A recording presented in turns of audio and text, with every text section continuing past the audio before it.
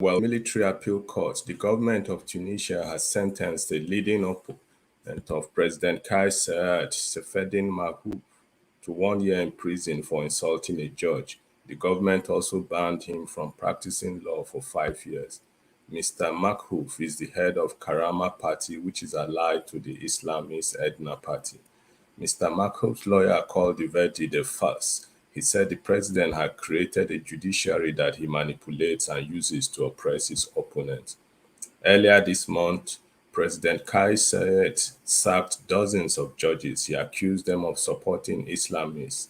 Critics like Mr. Makhouf consider the president's action as another move to establish a one-man rule in Tunisia. A new survey of young people in Africa aged 18 to 24 showed that 52% are considering emigrating in the next few years. The African Youth Survey 2022, carried out in 15 countries by the South African Ichikowi's Family Foundation, showed that young Africans are pessimistic about the continent's future. In the survey, 95% of young people in Nigeria said that things were going badly for the nation. They blamed lack of job opportunities and insecurity as their main reasons. In Ghana, however, the statistics showed greater optimism about the trajectory of the nation. In Nigeria, President Muhammadu Buhari has congratulated the winner of Saturday's Ekiti governorship election and flag bearer of the ruling All Progressive Congress (APC), Biodun Oyebanji, for his victory. The president applauded him for his contributions to the development of the state and the party. This came in a statement issued by Buhari's special advisor on media and publicity, Femi Adesina.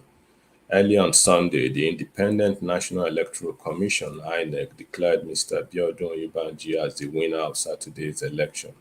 Oyebanji polled 187,000 votes to defeat the candidates of the Social Democratic Party (SDP), Mr. Segun Oni, who scored 82,211 votes, while the candidates of the People's Democratic Party (PDP), Mr. Bisi Kolawole, scored 67,457 votes. In his reaction to the election, Mr. Moses Jolayemi, the state spokesperson of the Social Democratic Party, accused the APC of engaging in vote buying.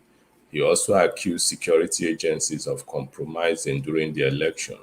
He vowed that SDP would not concede defeat and would take necessary steps to seek justice. I am Chido Onumah. It's 8:30 a.m. in Vancouver, British Columbia, Canada. I'm Rudolf Okonkwo. It is 11:30 a.m. in New York. It is 4:30 p.m. in Nigeria. It is 4:30 p.m. in Tunisia. Wherever in the world you are joining us, welcome to another edition of 90 Minutes Africa. Last year, Uganda had its presidential election. If Idi Amin Dada had conducted that election in the 1970s, it would have been different from what took place in the East African country in 2021. Our guest this week recently returned from Kampala, the capital of Uganda, where she interviewed President Yoweri Museveni. As Kenya prepares for its election in August and Nigeria prepares for elections in February of 2023, Adesewa Josh joins us to discuss Africa from the perspective of journalists who cover the continent. Adesewa is a former host of Channels TV in Nigeria. She now hosts Africa Matters for Turkish-based TRT World. Welcome to the show, Adesewa Josh. Welcome. Hi, everyone. Hi. Hi. Good to have you. Thank you. So let's start from what happened yesterday. There was an election in Ekiti, and I'm guessing that I'm not sure whether foreign correspondents from the international media they were in Ekiti to cover that election. I wanted to know, based on your experience, if an election like that is a test of what will happen in February, if foreign correspondents were not there, how would they cover the election in February? Would they just fly in when the election comes, and how would they be able to understand the structure of the country in a deep way? I think you're basically asking me how international journalism works. Yes, yes. Well, think of it this way. International news platforms, or they're global, okay? So what happens in local news in every country really, and if those local stories don't have any form of international relevance to their own audience, they tend to ignore it. So you know how they say news is local first, before it is international. So what they do is they look for stories that resonate, that has a global relevance. So like the election of a new president of a country is of global relevance. If two local politicians are, struggling among one another, and that's really not where they want to put their energy until it becomes like a national news. So, for example, those two local politicians, God forbid, kill each other and indict the president of the country, and then the story goes on and on.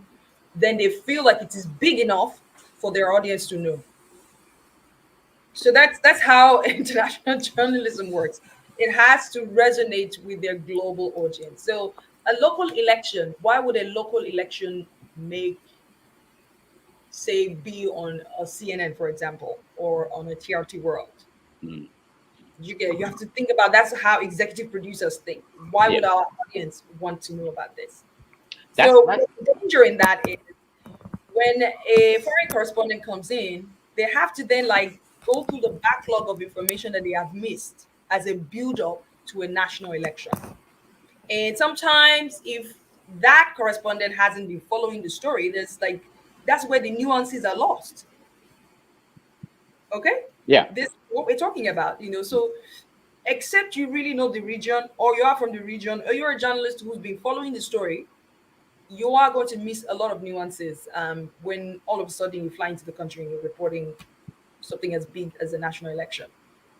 Yes, that's why when we talk about coverage of Africa, Africans complain, especially when these people coming in to cover Africa, they are foreigners. Africans complain about the quality of the coverage. Let's show our viewers you where you are covering stories across Africa, and then we continue the conversation.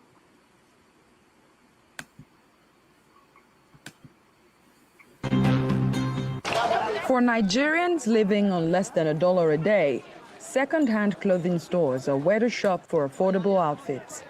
But these days, many people are staying away. So people are no longer buying because of what they believe, that when you buy second-hand clothing, that you contact the disease. Vendors say customers are scared because used clothes are sourced from the US and other COVID-19 hotspots in Europe and Asia. Scientists say the disease is more likely to spread through respiratory droplets than by touching objects and surfaces. There isn't much scientific evidence that second-hand clothes will be transmitting it. I think what's more of a concern is how people get together and make the social marketplace crowded when they are buying the second-hand clothes. It's unlikely the demand for used clothes will dry up altogether, but health experts agree the pandemic will change how the business is done. What we need to do now is to make sure that as these items are getting imported, even at the customs or at this point of entry, you institute barriers. There are disinfectants, we have disinfecting sprays, disinfecting solutions, scans, checks. So what we need to do is to make practical protocols, easy guidelines that people can easily follow. Vendors know. Every week, Africa Matters will bring you the untold, underreported stories from across the continent. Bringing the issues that matter to Africans to the world. On Africa Matters, we take you on a journey through the eyes of the people at the heart of every story. We'll talk to those who know best. We are more connected than we thought, and that we are more vulnerable than we thought. We'll help you understand Africa better and why it matters. Africa Matters on TRT World. All right. That was you and going to places and reporting and covering Africa. So let's start with your perception of Africa and based on your experience in the last few years. Where do you think Africa is? Is Africa a continent on the rise, or is it a continent that is static? I don't think it's fair to say that Africa is static. Even if we want to be, it's impossible. It's a global community. We are an active member of the global community. Somehow, even if we don't want to move, as the world is growing and moving, we're being dragged along. So you're either being dragged or you're walking or you're moving. Either way, you're moving. Okay. So I wouldn't say it is static, but are we going at our own pace on our own terms? Is what the question is. Are we? Perhaps at our own pace, but I wouldn't say on our own terms. So here, what would you then say are the significant changes? Perhaps you could preface your response with how much time you spent covering the continent as a journalist. Give us some background, and then what significant strides in the 10 years or 5 years or so that you've covered the continent. More than 10, actually. Wow. I can't believe it's been more than 10. Yes, I'm very lucky, I would say, because my career started in Nigeria. And I'm so lucky I've done this job across 3 continents, which means I've done it on our continent. I've done it in the US for international media. Now I'm somewhere in Europe. Actually, I'm sandwiched somewhere between Europe and Asia. And I'm also doing it for another international media. And my experience across borders has been different. When I was in Nigeria, I was speaking to other Africans. So that's one thing we know how to do well. We have great journalists in Africa who can tell our stories well. And that's very important because at the end of the day, even international journalists rely on the knowledge of these local journalists. Okay? But then I realized that international platforms are very powerful in shaping the perceptions of on this perception of the African continent to the rest of the world, to the international community. So where do people get stories about Africa from? Not from African media. They get it from Western media. And what that taught me is that we need African journalists who are very bright, who know what they're doing, planted across those international newsrooms, who can take charge of our narratives. Because in their absence, there are other people who have appointed themselves custodians of our narratives. And as you can tell, we've said it over and over, that we're not the raconteurs of our own stories. And until that changes, the perception of the continent is, quote unquote, going to be static. Now, just addressing the question of are we moving forward and blah, blah, blah. You see, Africa has the youngest population of all the continents in the world. And what I have seen young people do with the technology that is driving change across the world, with the level of literacy that is actually rising significantly on the continent, in some places rather slow and disappointing. But the little space that young people are occupying across the continent is powerful. Take, for example, the last 10 years, the revolutions that we've had across Africa was driven by young people using their telephones on Twitter. And that's why when Twitter was, going to be bought over, and certain changes were going to come, you saw that young people in Africa were like, oh, the only platform available to us to drive the change the way we want it is about to be what? Commercialized. These are some of the things that are changing. And if it stays consistent and steady, we are going to see a concerted effort. We're going to see that effort round up more, and the changes that we're asking for will appear as if it happened suddenly, but I think there's a huge buildup right now. Okay. Sorry, Rudolf, before you step in, I just want to ask, Africa is not a country, and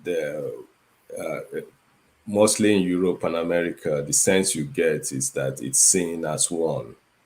And then people like you who have the responsibility to report it as a continent. From your own experience, what are the specific nuances, even though it's a continent dominated mainly by blacks, in the majority, at least in sub-Saharan Africa?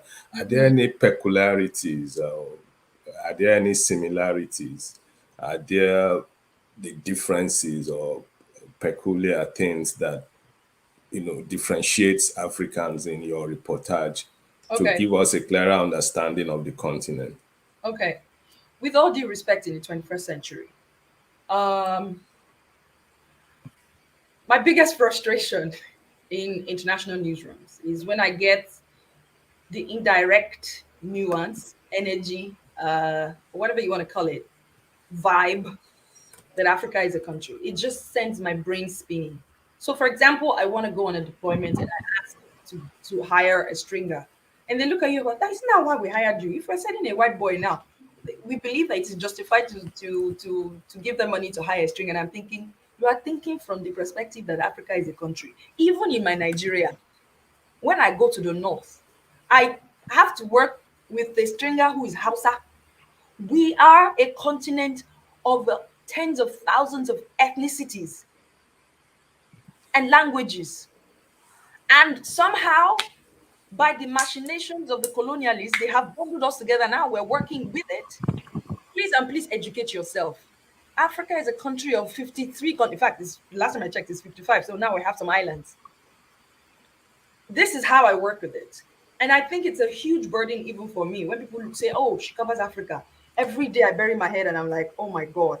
What you're saying is you cover over 40 countries with all kinds of nuances and you have to position it well. It's a huge burden on my shoulder, but you know what saves me? I never pretend to know everything. I'm always learning, I'm always reading, and I'm always asking questions.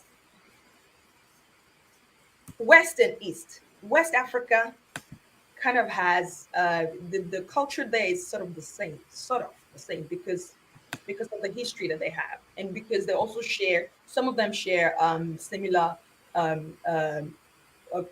colonial masters.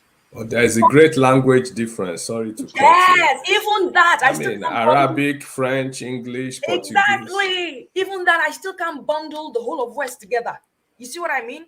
And then there is the East Africa. East Africa is slightly homogeneous in their culture. And then you have South Africa. And then you have Central Africa. You see what I mean? I mean, my experience in Somalia was different than my experience in Mauritania. My experience in Uganda was different from my experience in Cameroon. You see what I mean? So even when I go reporting, I go like a baby, ready to learn. I never go approaching the continent as if I know everything. Now imagine when my brothers, my sisters come to report and I'm thinking, where did you Makachukunde, where is this from? What is it? What? Why? The nuances have just been taken through one small needle eye, and I'm thinking, as Chimamanda said, the danger of one story. A single story. Of a single story. You can't do that. You go there with an open mind and listen to the people. With my show, and you can tell, because I was very involved in the production of that of the promo. We said through the eyes of the people, at the heart of every story. I go there like a newborn baby or like a teenager or like a child there to learn. That's how to report Africa. So it's hard. So every day is my learning day. Every day I put on. Of course, I read. Also, Google is not helping, but I guess we need more content creators from the continent to position. When you go on Google and you search about Africa, if that's the only place you get your story from, you are doomed to not learn anything about this country. When you meet an African, ask. Don't come with premeditated ideas of what you think the continent is. Listen to the people. I still do it. Most of us do it amongst ourselves. That's how we can learn. and counter the existing narratives. All right. Let me play a video of you interviewing Museveni, the president of Uganda, and you tell us how you prepared for that, being that we know his reputation, how he deals with the media and everything. So let me play that for our viewers. Is Uganda heading towards hereditary rule? I must have been preparing him to become president. Kyagulanyi Ssentamu was your main political challenger in the last election. Does he remind you of your younger self? He reminds me of our young opponents and enemies. He thinks instead of worshiping God, he's worshiping United States. Would you say that this is the Uganda of your dreams? Not yet, but partially. Of course, we have been running because there was unfinished business. All right, for something like this, Museveni, how do you prepare to interview him, and what were the surprises? Museveni. So for someone that you've always wanted to interview, and I've watched him, this is a guy who has spent 3 decades or so being president of the same country, and then even before then, somehow running the country from behind, right? Mm-hmm. So he understands mostly international media. He knows the questions, and he over time has built a defensive mechanism to deflect or to even attack you. When I was preparing, I watched all his interviews with CNN, with Al Jazeera, and I saw a pattern of deflection and defense. And it's because the questions sounded the same. They were, according to him, accusatory. They were like foregone conclusions. They were Western in their nature. And it was like, he was just being interrogated to answer these questions. So I decided, well, I was going to take a different approach. I was going to talk to him and just have a conversation, try to get into his head, to try to understand why he is the way he is. And I kind of have a track record in terms of the way I approach high-profile interviews. It was the same experience with Adama Barrow of the Gambia. We had finished during the interview, and for the first time to the media, he admitted to me that everything he said on the campaign trail, there's no way he can fulfill it. I was like, Mr. President, what do you mean? The reason why the Gambians voted for you is because they didn't want a Jammeh situation again. And you told them that when you get there, 3 years, you will set the country straight and get off. It was one of the reasons why they voted for you. And he said, well, when you're on the campaign trail, you say anything you want as a politician. When you get there, you find out what the real job is. I said, Mr. President. And when he said that, after the interview, he came back to me and said, I think I'm going to have to get ready with my lawyer with you. I said, I did not force you to say anything, sir. You said what was actually in your mind. And did you know that this interview trended in the Gambia? So civil society caught that part of the interview and started using it to slam him, asked him to step down after 1 year. The rest is history. He explained himself, blah, blah, blah. When I went to Uganda, to Kampala, I went to the State House. Different people called me aside and said they wanted to see my questions. I was like, you have to put a bullet through me first. You cannot see my questions. And, of course, there are people, the president, they have all these people that the president necessarily doesn't even have to know about them. They believe they're doing their jobs, right? So they were all calling me aside and trying to admonish me to not go hard on the president. As a matter of fact, there's no other way to put it. And I said, the more you do this, as a journalist, the more you put me on the edge. And sort of what you're telling me is that you have something to hide. Allow me to do my job, okay? And the president walks into his garden. We sat down. Of course, if you see the sitting arrangement is weird because the old man was afraid of COVID-19. COVID. So you were far away. It was a very, very hectic interview. Like we kept changing position. They really wanted to protect him to make. I was like, okay. And then he comes in and said, looked at me, thought out, and he said, "Where are you from?" Blah blah blah blah. And he said, and I said to him, "Sir, I just want to have a conversation." He said he doesn't even care if that he has survived all kinds of interviews, interrogations, accusations. And when he said that, we busted out laughing. And I said, "I just want to have a conversation with you. This is between you and I. So forget the cameras.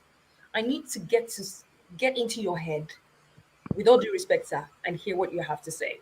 And even though I had all of my questions, I didn't shy away from all of my questions. While I was asking those difficult questions of, are you preparing your son to take over from you? Is this a hereditary rule?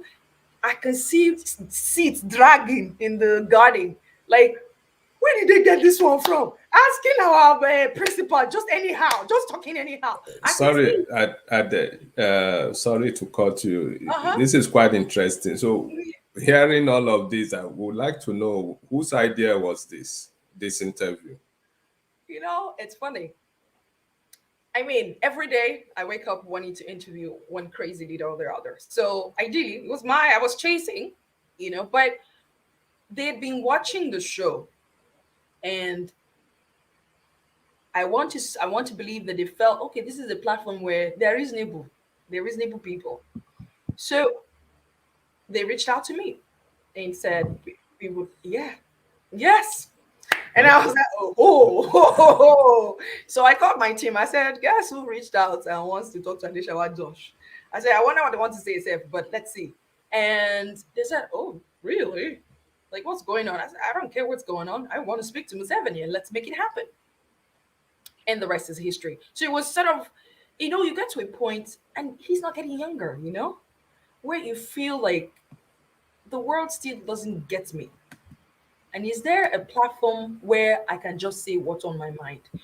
I walked away from that interview kind of feeling like, okay, he said it in the interview. He said, I feel a sense of unfinished business. The Museveni, and I'm not speaking in favor of him or anything, Museveni is a real Pan-Africanist, just very intolerant of dissent. Just like Muammar Gaddafi. If Uganda is not an easy country. See the positioning of that country geographically. See all the countries it is surrounded by. You need a very strong leadership in an area like that, but not the type that then suppresses voices. And I asked him about Changulani. I said, Bobby Wine, doesn't Bobby Wine remind you of yourself when you were younger? Why is it so hard to accommodate him? These were questions we had to talk about. And I do not agree with everything. I asked him about his human rights record, suppressing the media, etc. So this way, I mean, the podcast, the whole thing, uncut, undiluted, is going to be up on my podcast, on my website very soon. But I walked away from the interview getting to know this man better, which also explains why a lot of founding fathers, a lot of presidents who fought hard for their country as soon as after independence felt the need to see something through. The only person who showed that it could be done another way was Nelson Mandela. And I always kind of put that notion into my interviews when I'm talking to these people. You don't have to be there. Your real success is after you've done what you can, you move away and see the younger generation take on. You will die someday. Why hang on to it by all means necessary?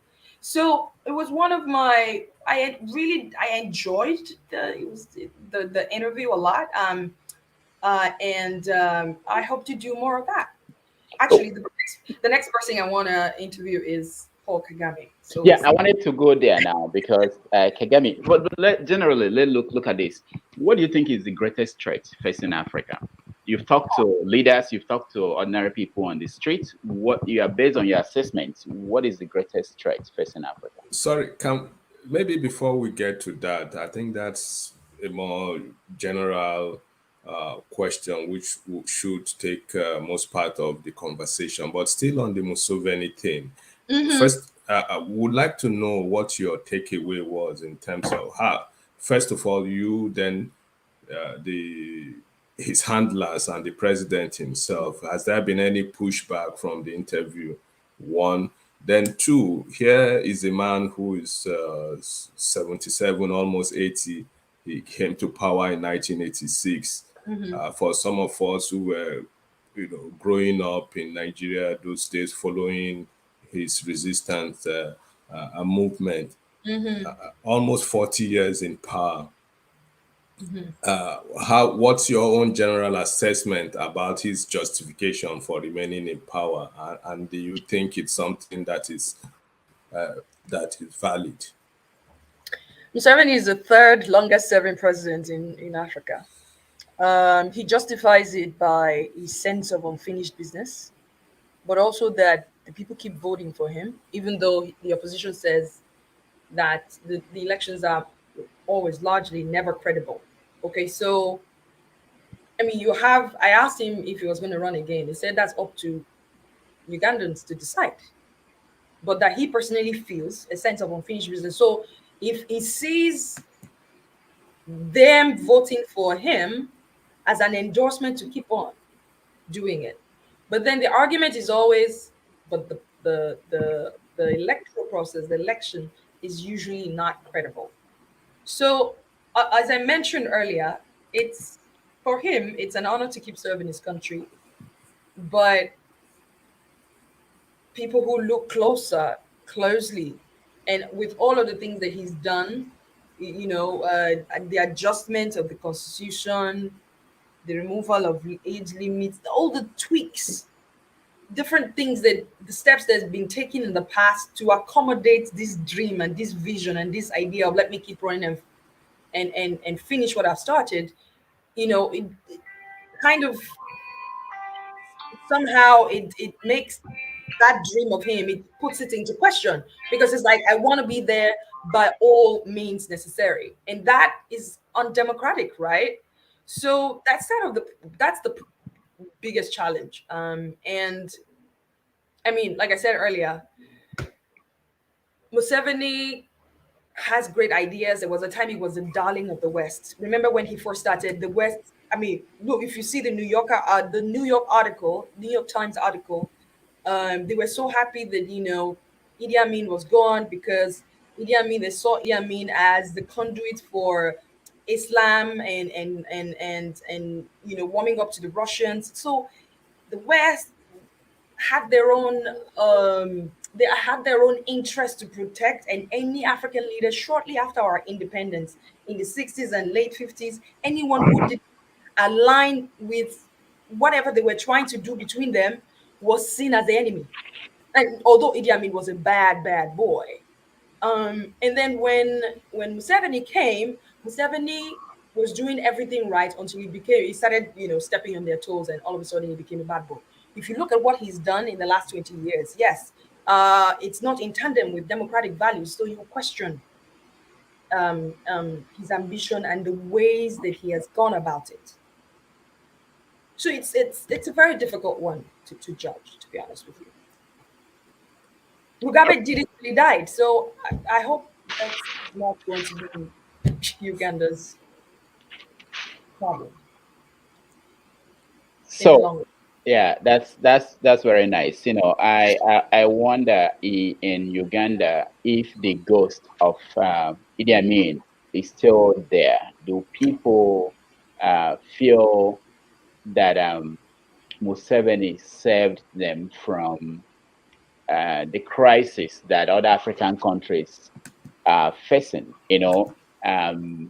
Because you can say that he so far he's been able to have the country together, but without the freedom, without the rights, which you can say a modernized version of it is what's happening in Rwanda, where you have for Kagame, and the question is always, how long will they stay? If you are the only one that can keep the country together, that can eventually you're not going to be there, and what happens after that? Crumbles, I guess. Well, we don't know. Look, I always say that Africa's democracy will take the shape of the country's history and its unique experiences. I think the way democracy has been defined, which is a word coined by the West and the whole symbolism and all, I think we will tailor our experiences of democracy to our unique, experiences. And I hope I'm using the right words. So it won't be like, you took a dress from someone else and just you put it on.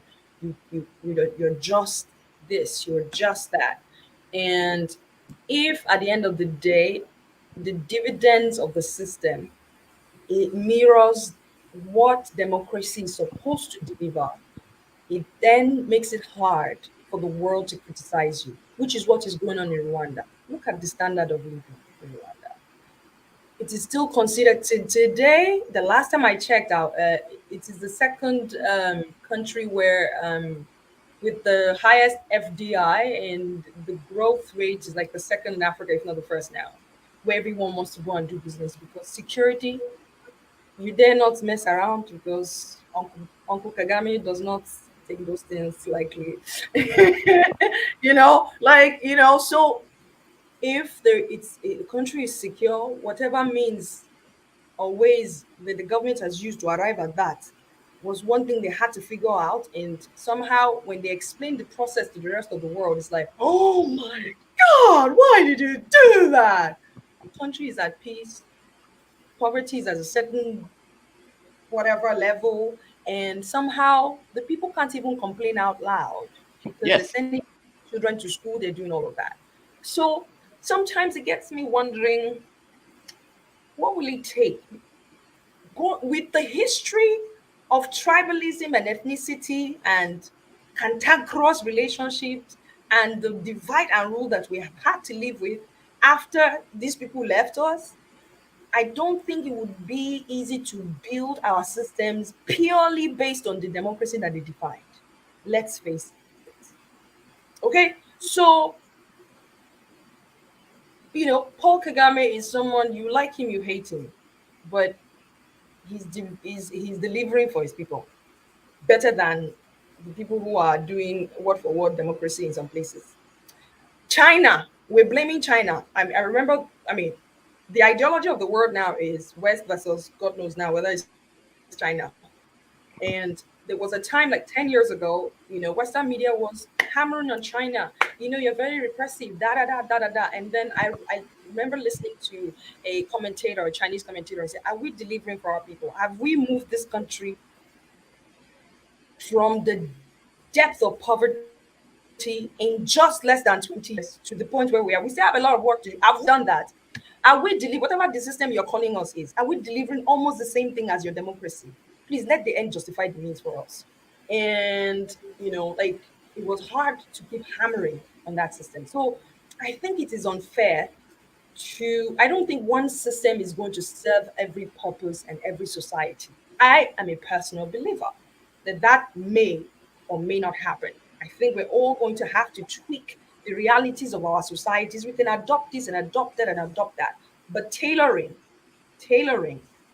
is the word. And every leader must begin to find ways while still obeying, human rights rules. And the society has to be strong to hold those in power responsible, because absolute power is what corrupts absolutely. And that's what democracy is trying to adjust. Divestment of power, going from one family, one monarchy is the one that controls everything, to okay, let's distribute this power to everybody. So you take 0.1 across the population, we'll give each of you vote, and then we'll come together and find one. So like I said, it's kind of tricky, but it's like every day you gotta work towards it. All right. That's very nice. We're going to eventually get our viewers to join us. And Sorry, I want to quickly, because you asked me an interesting question. You said, "What is the greatest threat?" Yeah, first in Africa. And while I was thinking this, it was Museveni who articulated it very well. In fact, I think I used that sentence in my new promo for the show. He said, "Tribalism and ethnicity is what is killing us." And so, what is his solution? Has he solved it in Uganda? No, he hasn't solved it, but he's aware of it. And I think for him, he said, he has all this agenda. Told his PA to give it to me to read. It was so funny. He said, he wants to help solve the problem of tribalism and ethnicity, and that as long if we continue to buy from one another, irrespective of ethnicity and tribalism, and whether you're from Agbo or from Yanopaja, as long as you have what I need, we work together, we do it based on just the basic principles of respect, that our societies will grow, and then somehow the lines of ethnicity and tribalism will blur out.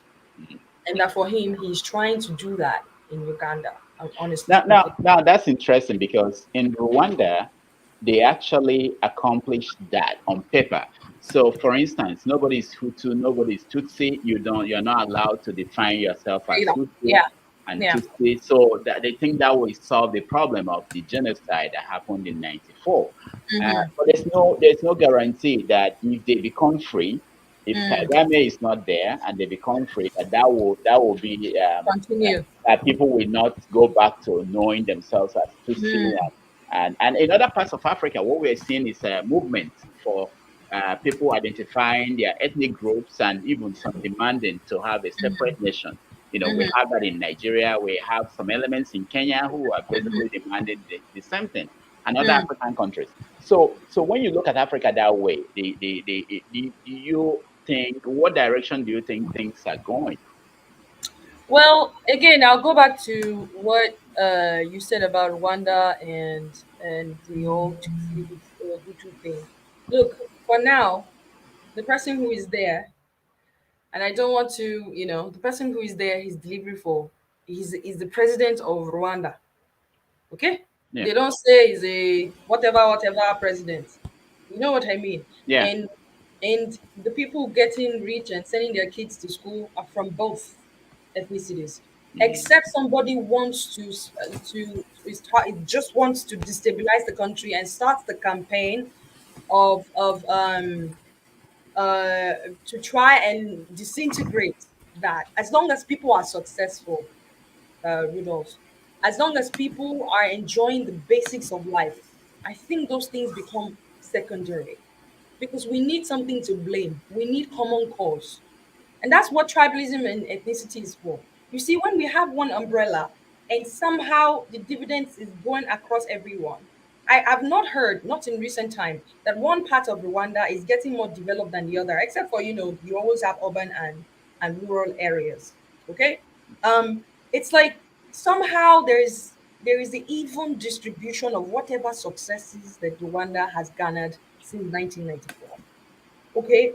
And if people are, what we're hearing, of course, is, there's a suppression of ideas of, even if you don't like the president, you cannot say it out loud, etc., etc. But people who are, when traveling through the country, you see that, there's a semblance of kind of everybody is moving up somehow. Okay. So, like I said, if there is even distribution of wealth, regardless of who you are, where you are from, every other thing becomes secondary, tribalism, ethnicity become, but when there is none, people find common cause. What can we attack? It's because we're Igbo. It's because I'm a Hutu. And then when you look also in what do you call it, when you look in Ethiopia, it's because we are Tigrayans. So that's our biggest problem, and 70 was right about that. Thank you very much, Adesewa. We have a lot of ground to cover, and we have just about 45 minutes. We still need to bring in the audience. So maybe if you keep your responses Let's just okay. Perhaps we I can like this, but yeah, we can take as many questions as possible. So all right, so you mentioned China and the successes and what the Chinese state has done for its people. How is that reflected? You find a lot of, in your coverage of the continent, you find a lot of, you see a lot of countries in Africa heading towards China. What's your experience in terms of its impact? But before you answer that, quickly tell us the challenges you faced covering the continent. What are your fears? What are your concerns? What are the inconveniences you've had to suffer? Oh, hard. No, that the consequences you've suffered, like you've had to deal Oh, with. you may continue to suffer. Oh, okay, well, Oh, I'm suffering. It does, like, you gotta love this job to keep, because sometimes I'm like, you do something I else. know it's a tough place. We are all journalists and have had to. So, for example, you're trying to travel, say, from Senegal or Nigeria to Liberia, and you may need to go to Europe first to connect a flight to come to Liberia or Sierra Leone. I've had that terrible experience, but let's hear from you. Okay, so there's just one I'm gonna highlight for because of time. One of the reasons why other people tell our stories is because even within our own continent, we cannot move around freely. A British passport and an American passport will go fairly easy across the continent. Me where we say now me inside continent. It's very embarrassing. And I'll tell you a personal story. I was deployed, I was supposed to cover Mugabe's burial. And I had some other stories to also do. And when I was planning, I mean, a lot of things went wrong. I took some of the blame, but the bottom line is I got to the airport and I think some stuff had changed about West African passport. And I got to the airport and I was turned back. My cameraman with a Turkish passport was allowed in. Let that sink. It wasn't just embarrassing. It was just, I think I cried. I cried. Then I said, this is the last time this is ever going to happen to me. Because you see, when you go to J school or when you're planning to become an international journalist, because it's not a path well traveled, you don't have anything to tell you beyond your talent. Your passport matters. See, that's a story for another day. It's not for this show. Secondly, what was the second question? So for me, that's my biggest challenge because access matters. And I remember telling a friend who has a lot of good connections in the AU, I said for international journalists, who are trying to position our stories on these platforms that are so powerful that when they say about Africa, is what the whole world will believe on before they start finding the real truth. Let's find a way to position them. Look, our industry is shrinking in terms of funds. No international newsroom wants to invest in anyone that will give them issues. If a story breaks and you're not the one who can just get up and go, they substitute you. They find somebody else who can tell it, and usually who would that be? British or American passport. So you are useless to your continent. I'm not understanding. That is my biggest challenge. Maybe not anymore. But like I said, the story is for another day. What was the second question you asked me? China, the influence of China in Look, Africa. China, look, our leaders need to start coming to the table like businessmen. All these ones that they're saying that, oh, they need to, I hear some people say, oh, we need to push these people away. It's too late. We're in a global world. We're always going to keep having these people coming and keep taking. This is a continent that if they take from yesterday till tomorrow, they will still have more to take. The only thing is that we need to come to the table and negotiate like business people with the interest of our people at hand. No other country comes near the depth and breadth of China's engagement in Africa. It is Africa's biggest trading partner, bilateral creditor, and a crucial source of infrastructure development. Infrastructure investment.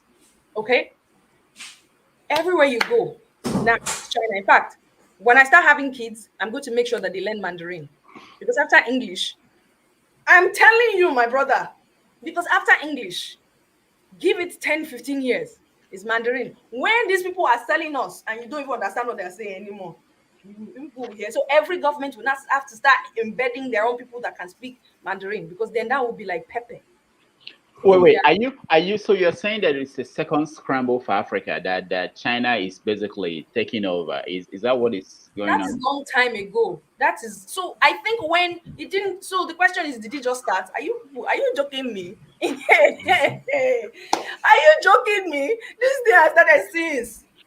So, It did not. but how can Africa resist? How can Africa I, survive? I don't think it is fair to call it scramble, because they didn't come with guns to our heads. They came with deals.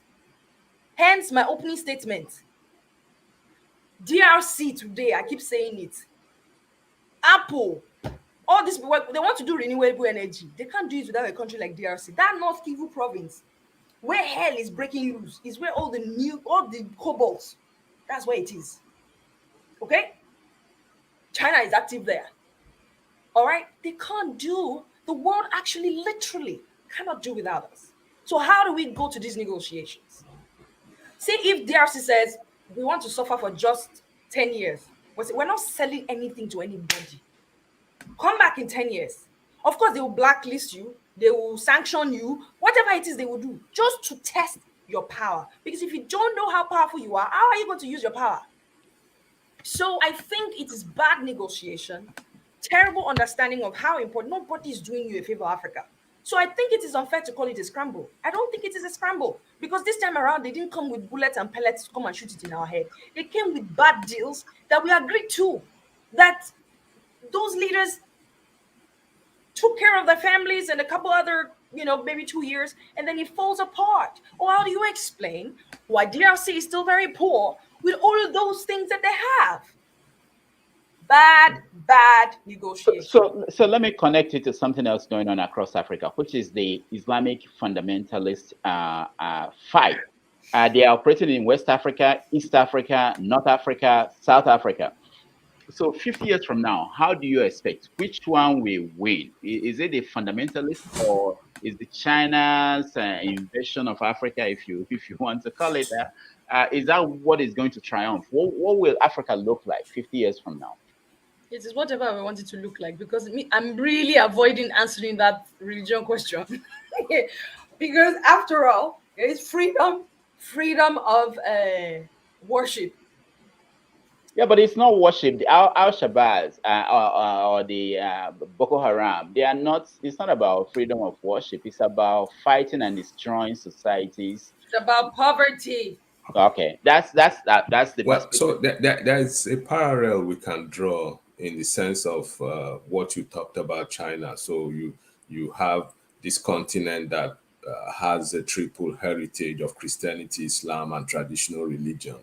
Just as you have this continent that has a heritage of natural resources, and people come from outside and make use of these resources, and we don't get anything in return. Just the same way that a lot of the influence or the crisis we see with religion in Africa is actually from outside, whether it's the influence of what's happening in Iraq or Iran or Afghanistan and so on, now coming to play on the continent.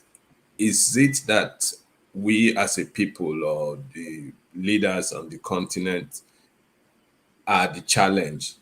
Where did we go wrong in terms of the kind of impact, whether it's economic, whether it's political, whether it's religious, that we've turned the continent into a slaughter slab, or the theater of operation in all of this, and it's not benefiting us in any way?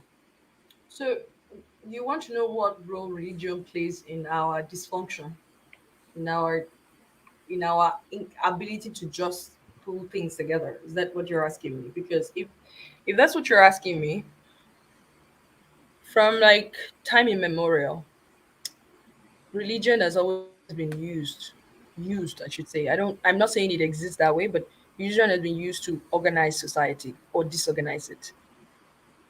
The religion is a tool, and how it is being used, or how it is being allowed to be used, is largely based on leadership, to be honest with you. Every religion hasn't set out to be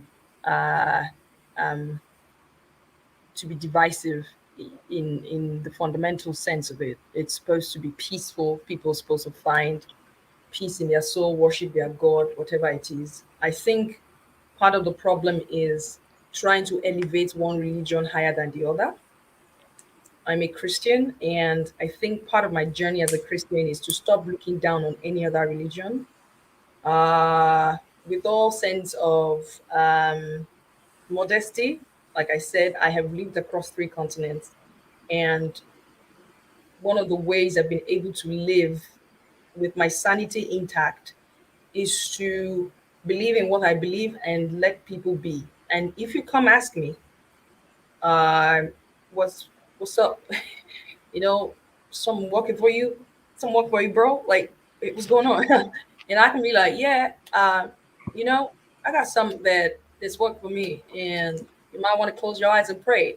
So that principle of freedom of worship, if it exists across our continent, but not the kind that is disruptive, that demands that one part of the world should be worshiping their own god because their own god is better. I mean, I find it very annoying, personally, and I think good leadership anywhere would not let religion be used as a divisive tool. Historically, leaders, politicians have used religion to organize society, to tell them God sent them. Everybody, wow, the person God sent. Let us follow him. Gegeo, without even asking a lot of questions. Religion has a way, has this powerful influence of not making people question logic. I think you touched on an important issue, which is leadership. Then that takes us to the question of the 3 or 4 big players in Africa in terms of countries, both economy and population. So you can talk about Egypt, you can talk about Nigeria, you can talk about South Africa. There is a sense in which if the leaders of these powerhouses, so to say, get their acts together, perhaps things can be different. Do you has it crossed your mind in terms of your assessment of these 3 big players in Africa and what they have to offer the continent in terms of direction and ensuring there is a level of cohesiveness and progress? I mean, there's no doubt that these three countries shoulder a lot of responsibilities, not just for themselves and their people, but also like as a glowing example for the rest of the continent. Leadership, everything rises and falls on leadership. We've said it before. We keep saying it over and over again. Um, but a friend of mine, like 10 years ago, we were talking about how leadership in India is also not great, but somehow there was a powerful middle class, and there is still is. And what they did was they leveraged good education, and the middle base became so powerful that they didn't even care what the ruling elites were doing. There was a time, and I think it still exists, that a lot of people would go to India to go, and their healthcare was so good, and still is very good. So there are countries that, when you look at the top, a big mess. But then when you look at the middle, they have a powerful middle class that is well educated, they're good with business, and they just kept doing their thing. And I think after a while, the system will correct itself because the number of people who are now more educated, more advanced, can make good decisions, understand how democracy works, will then shift those crazy elites who don't want anything good for their, or who don't even have an idea or shouldn't be there in the first place, gets them away. I think that's what one of the good things about democracy. It's a system that, if it is well done, it self corrects, because democracy functions on the assumption that the majority of the people can reason well, they are literate, and they can choose, they can make informed decisions. That's why democracy is dangerous for societies that are not well educated. It is a dangerous thing. I don't think it should be practiced. But again, that is a conversation for another day. Because that's what that is it.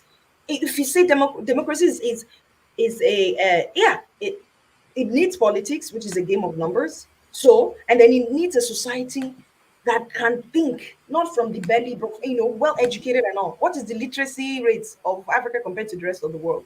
And then you dump a system that requires people to choose, not based on hunger or whatever, but you choose and say, this leader is knows fiscal whatever balance, how to balance the sheets, and how to create jobs for the people. Like, people are not thinking that way.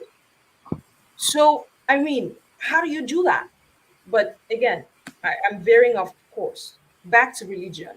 Leadership is everything. And leadership also, to be honest with you, if if we're still talking about democracy and how it affects leadership, in a place where the majority leadership will always reflect the majority of the population. In Africa, if you the kind of leaders we choose is a reflection of the people who voted for them. You and I were in the we are in the minority in our various countries. So we can never choose somebody like us. The majority of the people choose the kind of leaders you have seen everywhere that you don't agree with. Leaders are a reflection of the society. I may have jammed my head in a way or two, but all I'm saying is where democracy is functioning, leadership is a reflection of the society because it writes on politics, and politics is a game of numbers, and the number of people who vote will choose somebody like them. It is. Leadership is everything. Good leadership, you won't want bad eggish religion, if there's anything like that, to spoil the progress that you're trying to plant in your country. All right, we are going to take a break. When we come back, we talk about your journey in journalism. I want to know how you did it. For young people who are watching, who might want to be international journalists like you, they want to know how you were able to accomplish this and other advice they might get from you. So let's take a break and then we'll come back. Tens of millions of people in Africa, Twitter is more than just an app. It's also an essential tool for free speech. Over the past decade, the social media platform has become a powerful rallying tool for street protests and a virtual public square where authoritarian governments are held accountable. Let's take a look at some African countries where Twitter has played a critical role in driving social change.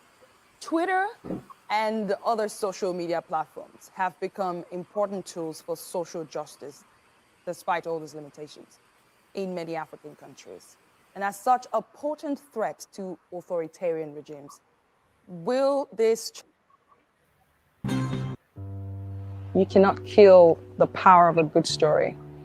And I might not have a gun, but my pen has equal powers. My name is Adesewa Josh, and I am from Nigeria. I have been a journalist now for nearly a decade. Okay, that was like 2 years ago. There is nothing more powerful than the power of a good story.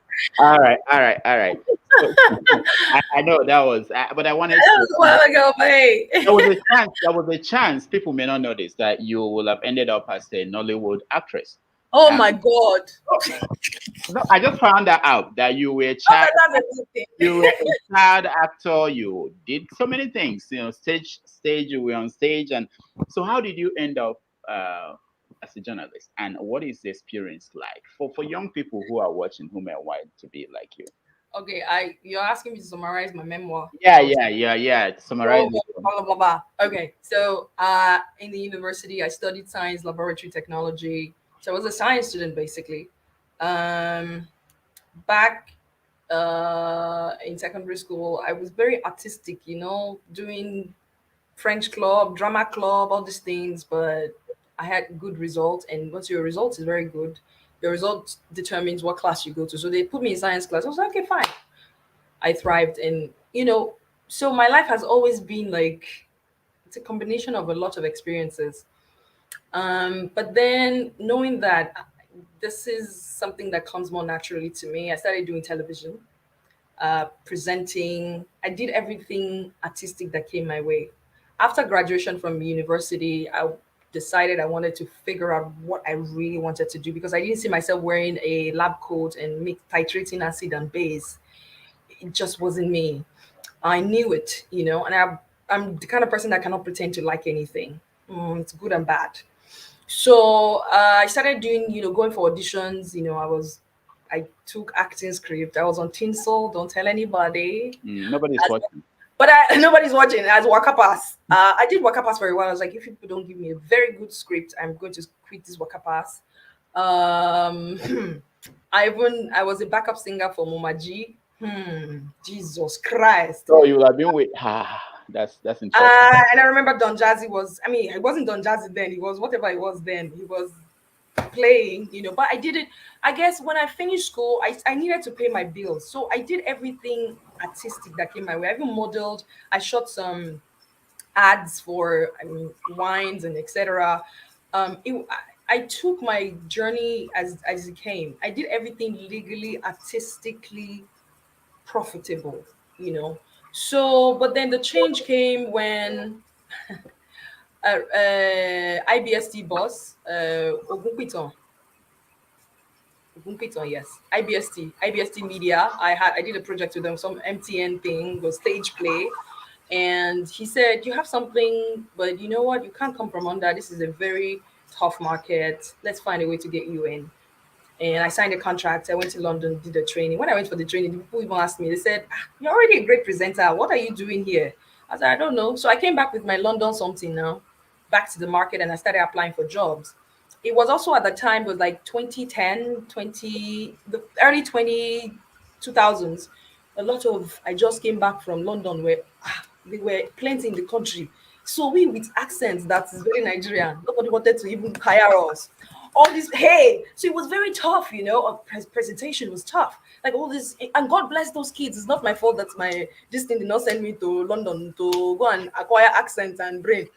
I mean, but it became very competitive, and but somehow one thing led to the other. I started doing more presentation, and then I said to myself, I'm actually very smart, and I discovered my interest for news, and I started reporting and writing. And then, did you know that Channels TV was actually my first real journalism job?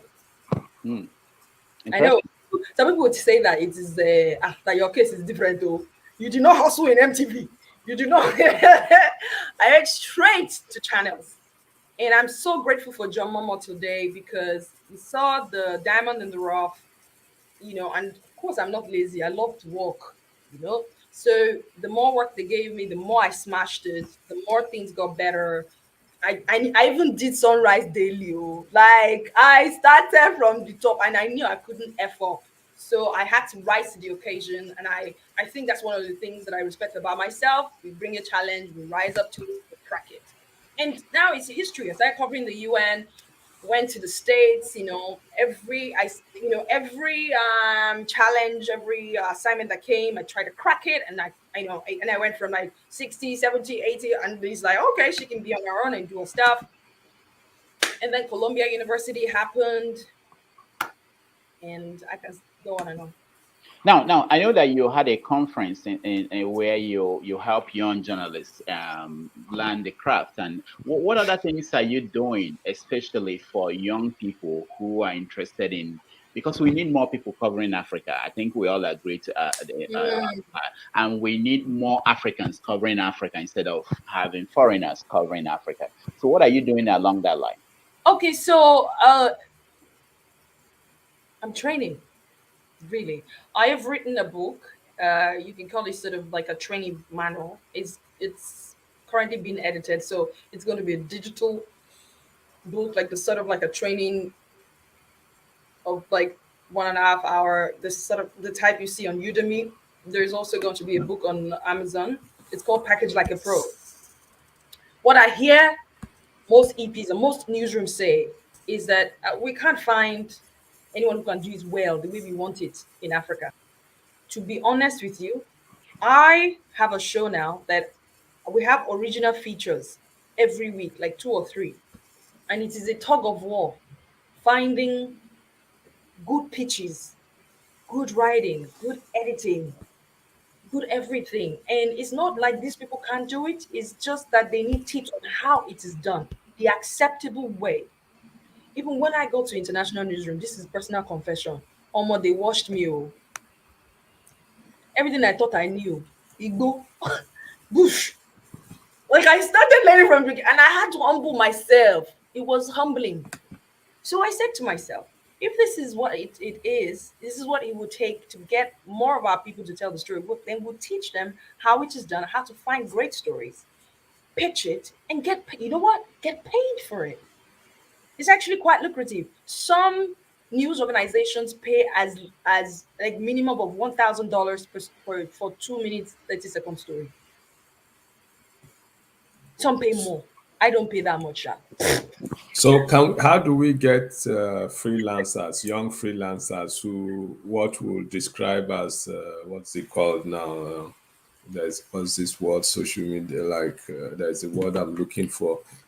People, citizen journalists, for example, if there are young journalists who have stories to tell, are they able to pitch to organizations like yours So or some other yeah. international? So I'm sorry, Chido. So this is it. What we've seen in my little years of doing this, not little, but like in those since the show started, and we've had to consistently every week find stories, is that people have those talents and it's like bits and pieces just scattered. So you see a VJ who can film very well, but he cannot write story.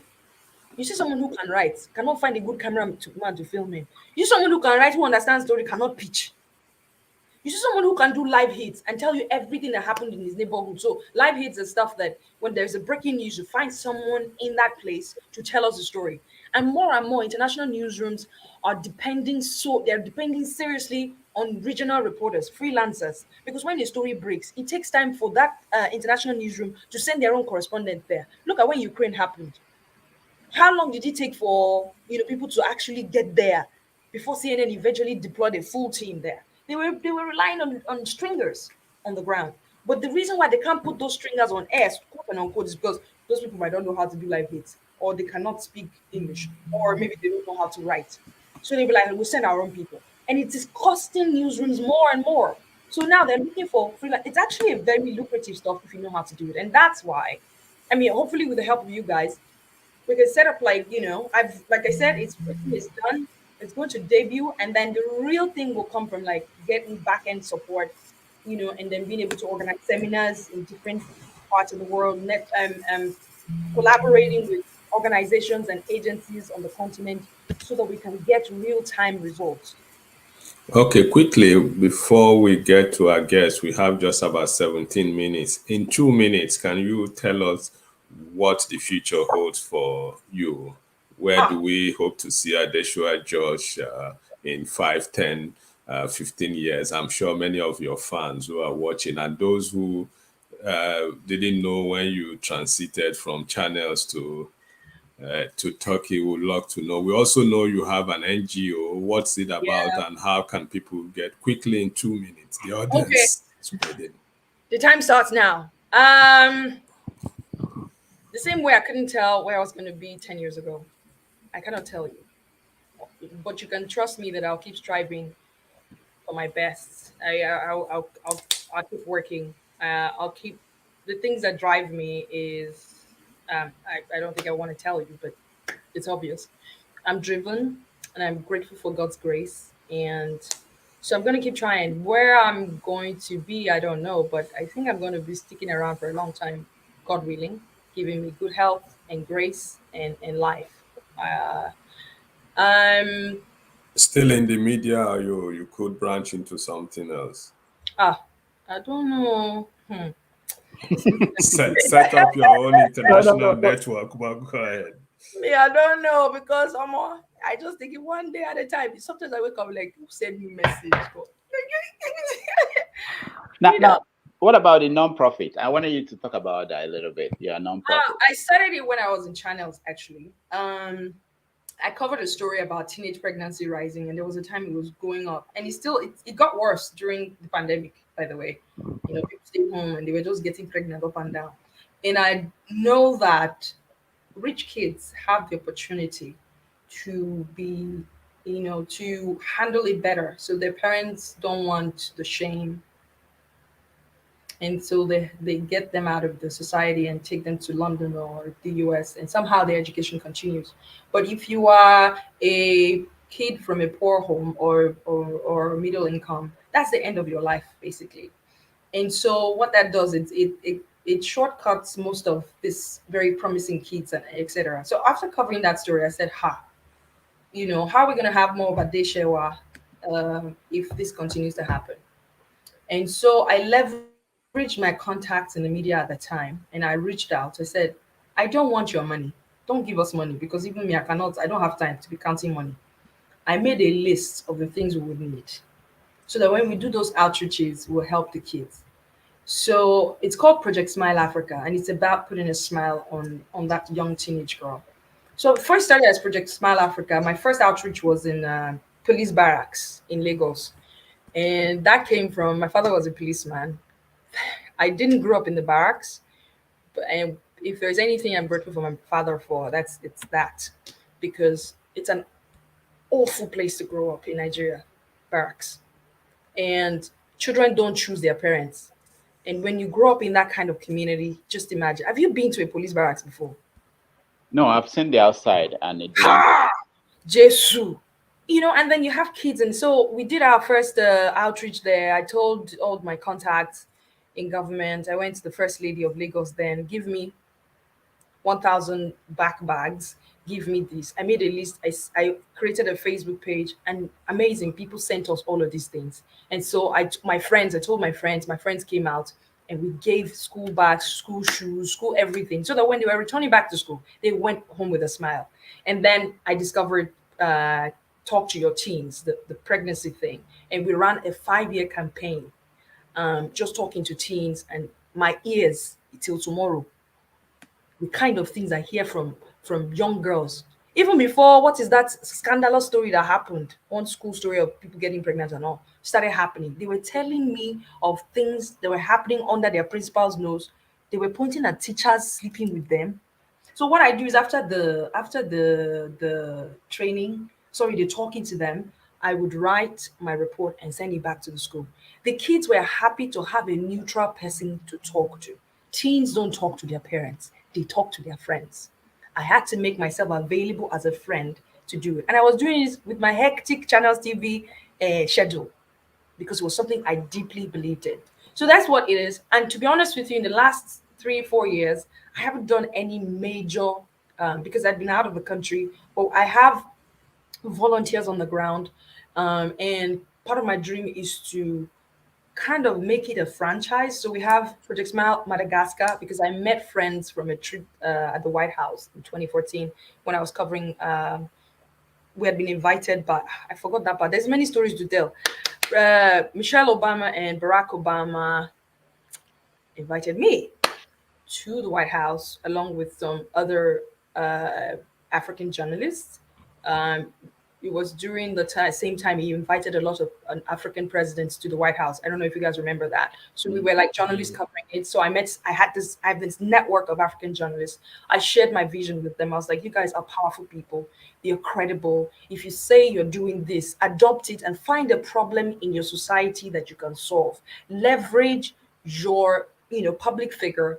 People will trust you with their money. And I gave them my own tip. Don't collect money. Make a list of what you want. It will even take the trouble off your neck. No one will say you chop their money.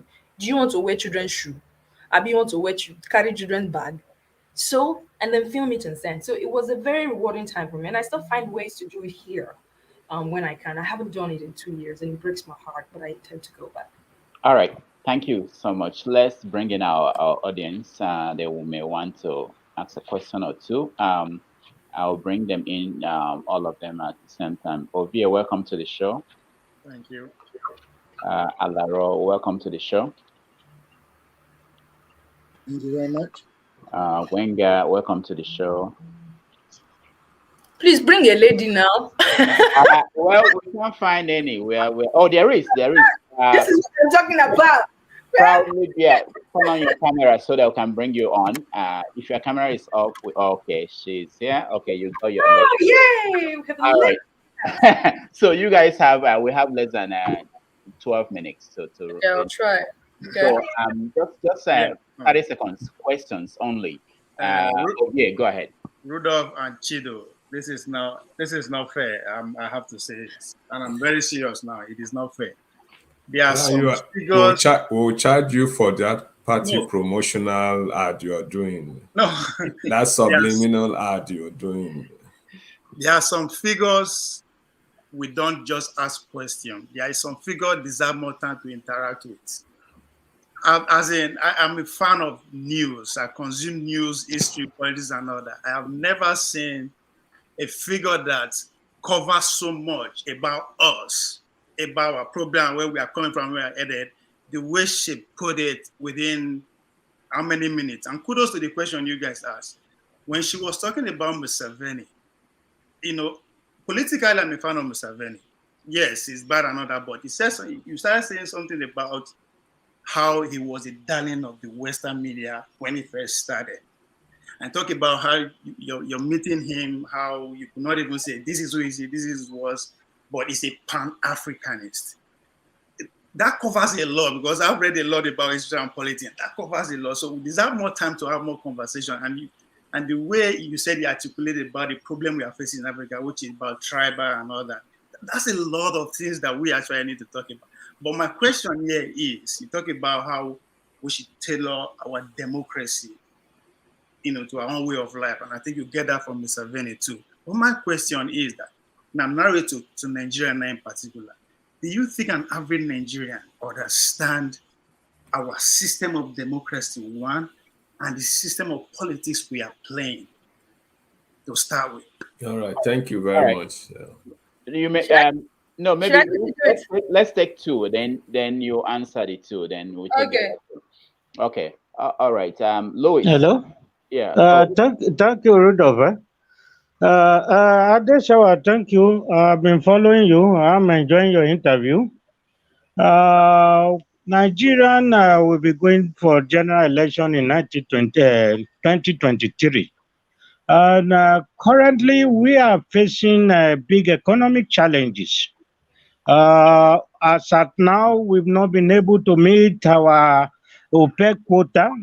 We're being given 2.2 per barrel to be supplying. We are working just below 1.2 now. And the diversification program we are doing is not yielding the necessary research. Just about 3 days ago, the acting accountant general was saying that we are now borrowing to pay salary. So, and there has been a general issue that for this country to be able to get over some of its political and economic challenges, that the country need to be restructured.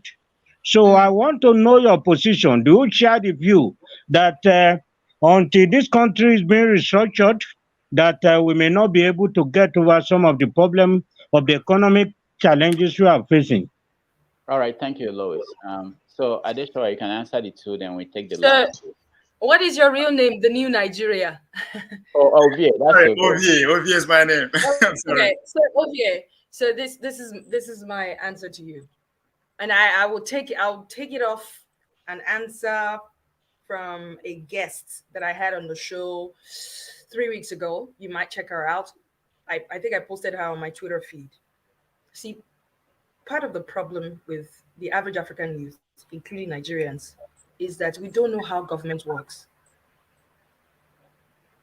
We don't know how government works. And I was hoping that NYSC would sort of, I think that's what NYSC is supposed to be for. We don't know how government works. We don't know, as the average Nigerian does not even know what constitutes the constitution. So we fight from a blind spot. That's why these older elites laugh at us. Because once they listen to how you are arguing, they will say, because you are not making sense. So they just laugh and look at you and just ignore you.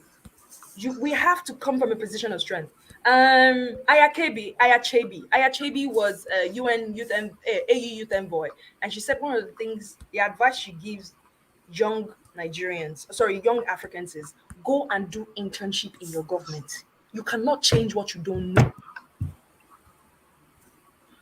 I think either our government may not do it, but I think they should be maybe not too young to run and push for something like that. Every young graduate, dating back to last 10 years, do 2 years, just knowing what the senators do, what the ministries do, how it happens, where they pass the file from which, because you can't change what you don't know.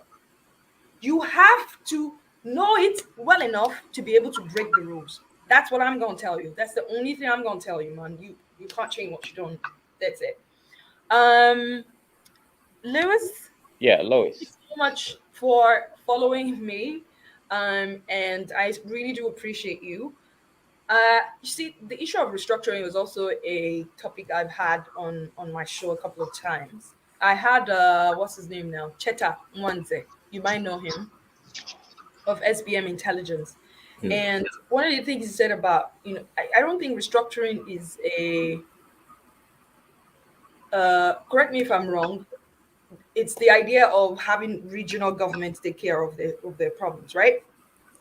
Well, there are those who push for that, but it's not necessarily done. So first of all, we need to agree. When I listen to people's argument, it is not, our arguments are not coherent. They're like all over the place. Let's first define what should restructuring look like in Nigeria's situation. Again, tailor the problem. Some people are saying let regional governments take care of their finances and lead it. Some people are saying no, no, no. Let's just. What do you guys want? Part of the problem, we've said it before, is the incoherence of our ideas. And again, with all due respect, and I know Obama will hate me for. I love the Obamas. When you have systems like our own that has been destabilized by colonialism for a very long time, and we have this all this ethnic blah blah blah blah blah blah working against each other, you just need one person who say this is where we are going, and that person must have the interest of the rest of the people at heart until we're all able to live together as one.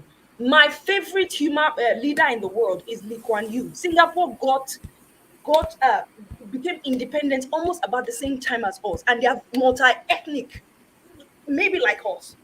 Okay, but you see, when Lee Kuan Yew started to run that country and build, I think the word is build the country. The West called him, what was it they called him? Dictator. The guy he was minding his business and drinking his water.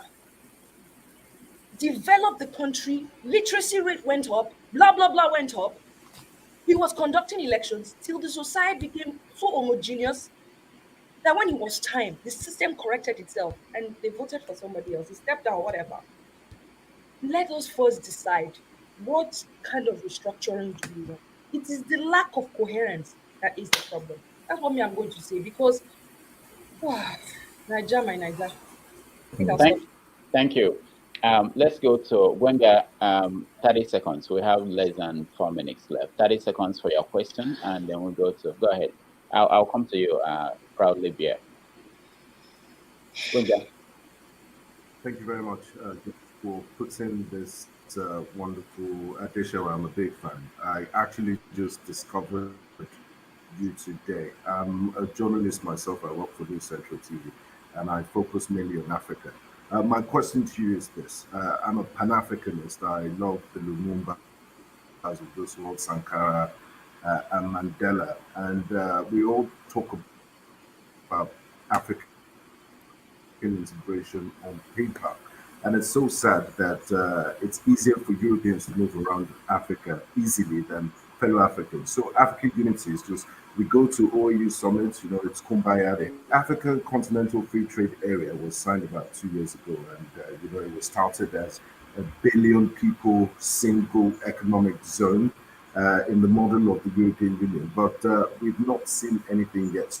So my question to you is this. Will that be the panacea for African integration? And do you see it?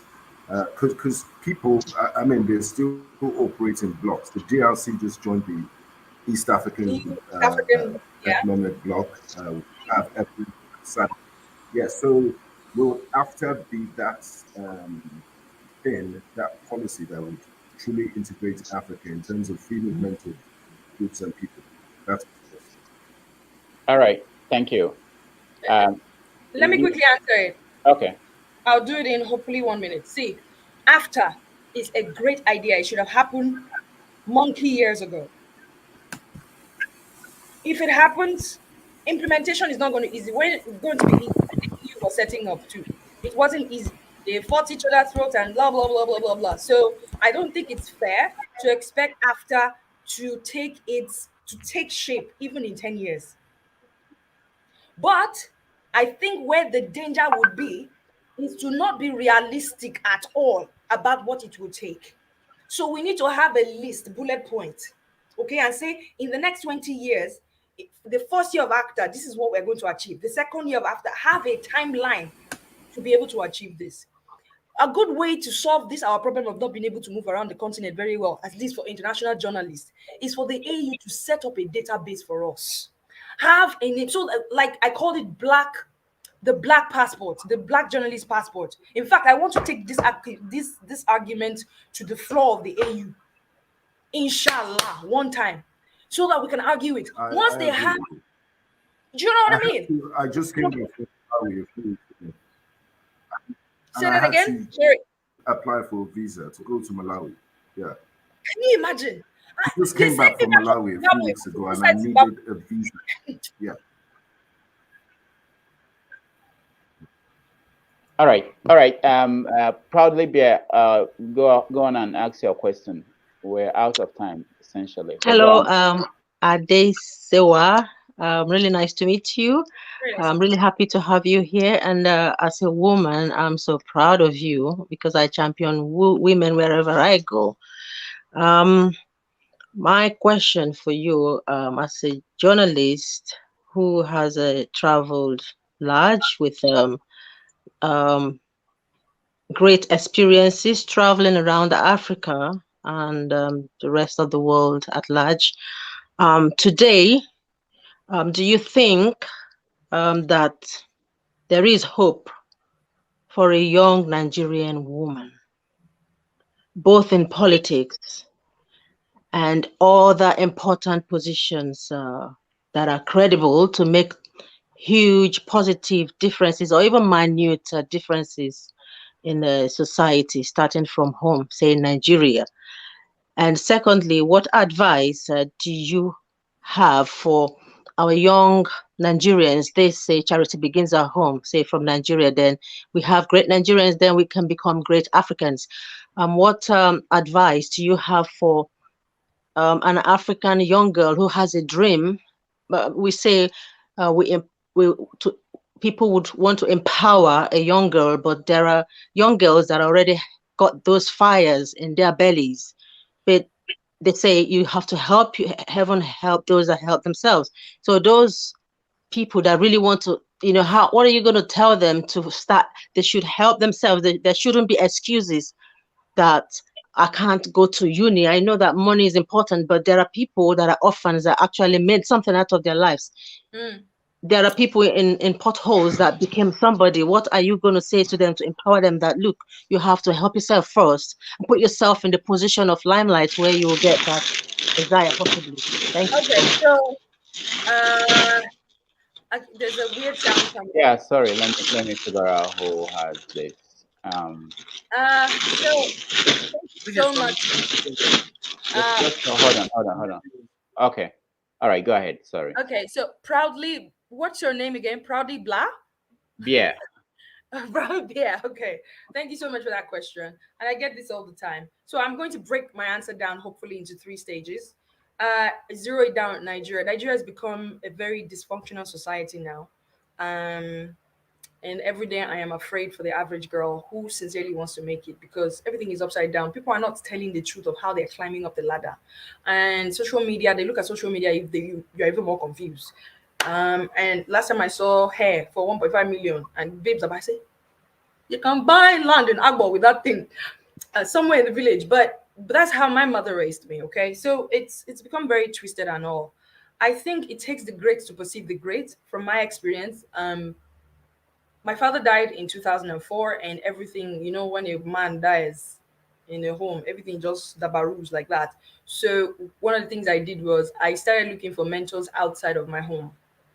I decided to take the burden away from my mom. I started looking for men. I prayed, of course, so that I don't enter into the lion's den. That was the first thing I did. So I sort of gravitated towards people with similar values as me. And yes, there is a huge God factor in my life, still is, but I was also able to follow people who were following the things that I love to follow. Number 2 is, there was a time in my life that the people who supported me the most are men. There are reasons for that. Our society is still very patriarchal a lot. It is, if a woman has money, she's probably getting it from her husband, right? There's a new generation now that there are women who actually have their own money. I think such women need to gather together and help young girls who are truly talented. Now they do ourselves, so now we. So And there were men who made it a franchise, commercialized that. So before they help you, I've been told before, like, the fact that you're talented and you're this, so what? How is that benefiting me? Exchange. I said, Jesus. Because I was marketing myself. I'm very smart. You're going to, like, you'll be proud of me. Do the thing where they ask you. So the challenge of the society is that because it is still, money is still in the hands of a lot of men, many young girls will still gravitate towards those people who would give them money to actually, so they're actually really good girls who have gotten involved in like crazy stuff just so they can see themselves through school, and hopefully they would dump it and they would be like, that's past in my life. Women need to start opening doors for each other. Personally, what I've been doing in my career, I mean, and the truth is, yes, I do get paranoid because there's some nasty girls that all they want to do is kick your ass and take your job. Well, okay. My own is I support, like, I open a door, I kick it down for other women to follow. I created a show. If I don't do this show tomorrow, it will be another black girl. It will make sense. They're going to put Muzungu to go and be presenting Africa Matters. I have planted a tree that many birds, when I am not there, will continue. And that will follow me and my children. We need to, no matter what, open the door for other women. So if we build a network of support for actually young girls going to school, so that we can reduce the pressure that comes when those girls approach a man, they feel like, please give us money. And those men, some bad men, want to, like, change it around and say, give me your bum first and then take the money. Then last but not the least, we should, after getting the second one is to build a network of like a support system, women support system.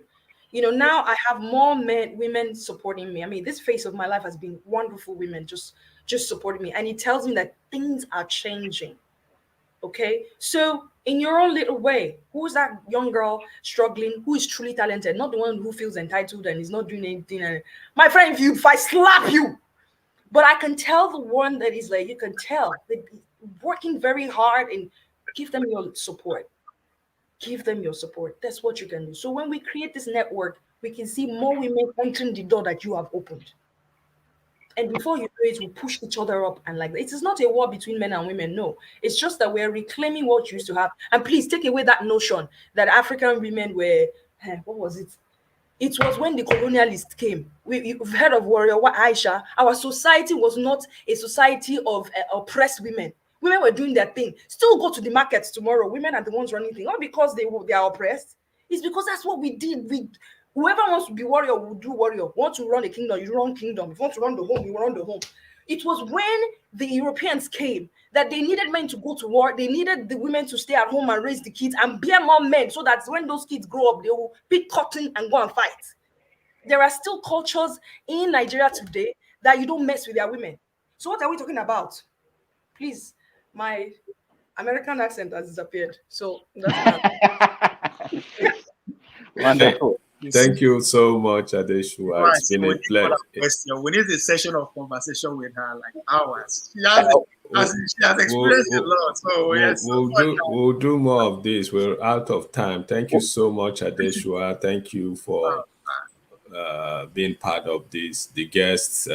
We hope we really appreciate you. We appreciate the work you do. We're proud of your reportage and your coverage, and we hope we'll bring you back sometime to provide more insight into what you do. Thank you to the audience for all those who have participated in the program. We look forward to seeing you same time next week on a different topic with a different guest. Do follow us on our social media platforms, Twitter, Facebook, YouTube, Instagram, on 90 Minutes Africa and Dr. Damages. And thank you and goodbye. Thank you, everybody, and we'll see you in next week. Join my party, I beg.